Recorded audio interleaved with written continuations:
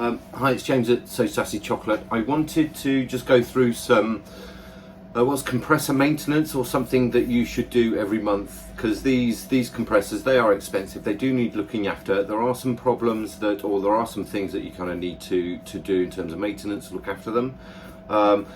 This one is a Sparmax. This is a Sparmax TC620.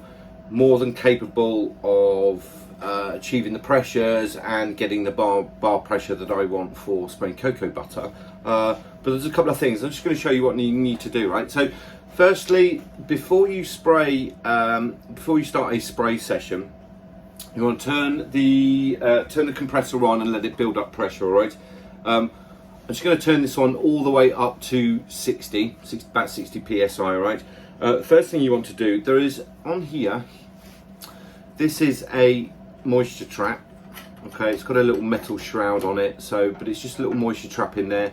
The air, there's two tanks on this, tank on the bottom, tank on the top. Tank in the bottom feeds this one and feeds it constant air. But before you start spraying, you just want to release some of the air out of this a couple of times. Do it 3-4 times just to like completely empty the moisture trap that's in here, right? It will stop any extra moisture going into your hoses.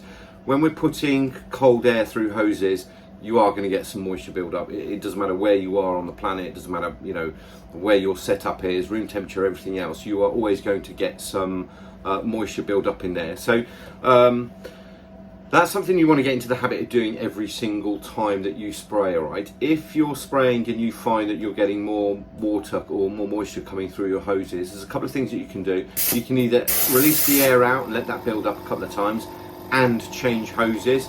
What happens is it all gets trapped. We've got cold air coming through a compressor, and it gets stuck in these gets stuck in these armoured hoses, all right? So it's always a good idea to just have a couple of spare hoses just so you can change over, all right? You'll find a lot of the moisture just gets trapped. As I said, we're putting cold air through a room temperature or slightly warm hose, and the moisture is actually just condensation. That's all actually. So that's a good thing to do before you start spraying, all right? It's just to release some of the moisture out. In terms of maintenance for the month, there's not really a huge amount that you need to do, but I'll just take you through what I need to do every month, right? You'll need to turn your compressor on. Take it up to about 60 psi, whatever is maximum on your machine, right?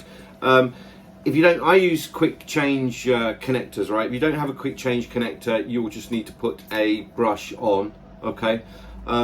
So charge it up fully, and then all you need to do on the underneath here is a little valve. I've got some blue paper, okay?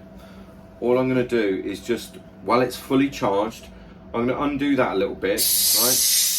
And you'll be able to see it there on my fingers, but you get like brown water. All that is rusty water, right? So I'll charge it up fully.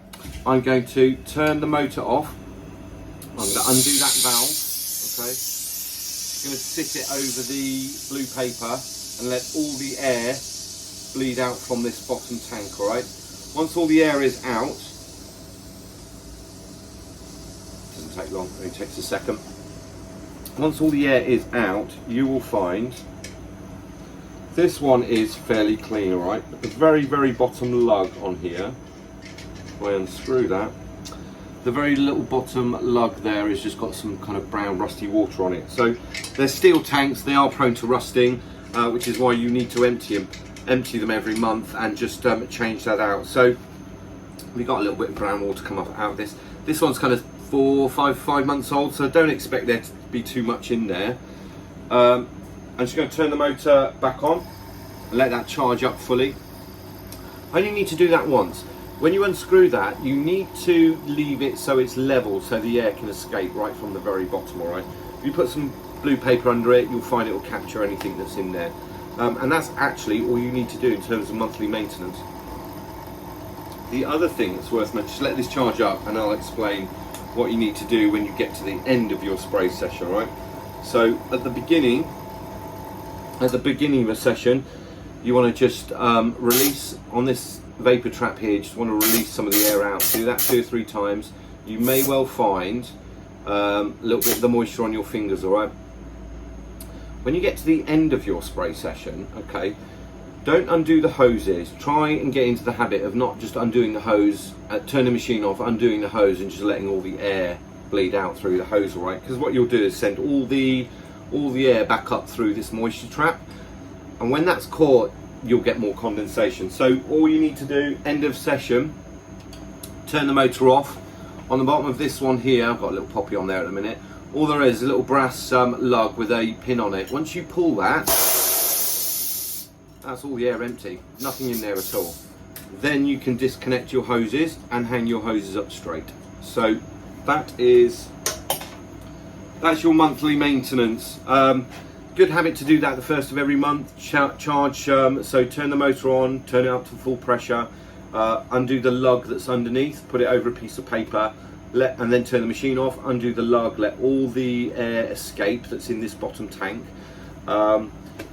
Give it a wipe, put that lug, you only need to unscrew it, you don't need to take it out, just unscrew it a tiny bit and you'll find all the vapour, any moisture that's in there will bleed completely out onto the paper. Give it a wipe, give the little screw a good clean, put that back in, and get into the habit of doing that once a month. You'll look after your machine. This bottom tank is made of steel. We're putting air through it, it's prone to having moisture in it. It will go rusty, but that rusty water, that won't make its way up into the system. But by emptying it, you'll just prolong the life of your compressor. Right, hope that helps.